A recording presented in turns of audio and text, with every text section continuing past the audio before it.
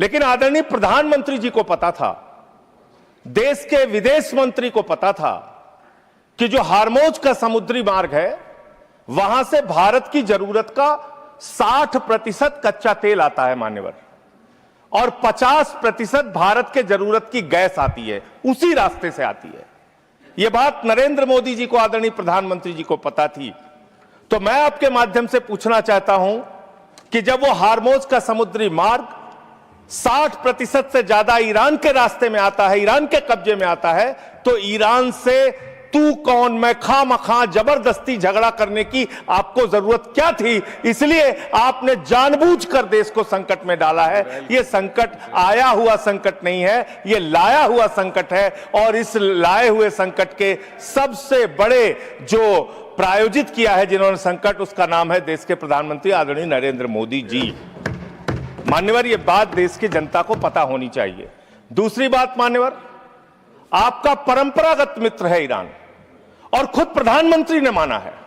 प्रधानमंत्री जी जब गए थे ईरान की यात्रा में, उन्होंने कहा भारत और ईरान की दोस्ती इतिहास से भी पुरानी है। यह प्रधानमंत्री के वक्तव्य हैं।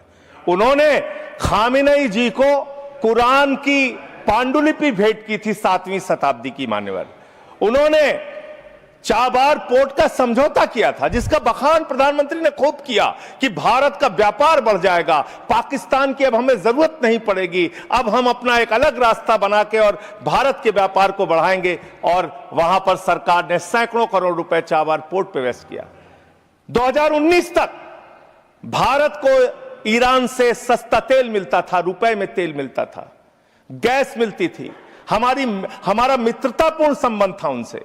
लेकिन भारत के प्रधानमंत्री खामेनेई की मौत पे खामोश रहते हैं। 160 स्कूली बच्चे मार दिए जाते हैं, खामोश रहते हैं। और इतना ही नहीं मान्यवर, ईरानी नौसेना को हमने अपने युद्धाभ्यास में बुलाया, और जब वो नौसेना का जहाज वापस जा रहा था, 100 नौसैनिक मार दिए गए ईरान के, अमेरिका के द्वारा। प्रधानमंत्री खामोश। हमारे मेहमान मारे गए, एक शोक संवेदना के शब्द हमने नहीं बोले। तो ये संकट भारत के ऊपर आपने लाया है, ये आया हुआ संकट नहीं है। मैं फिर से स्पष्ट करना चाहता हूं।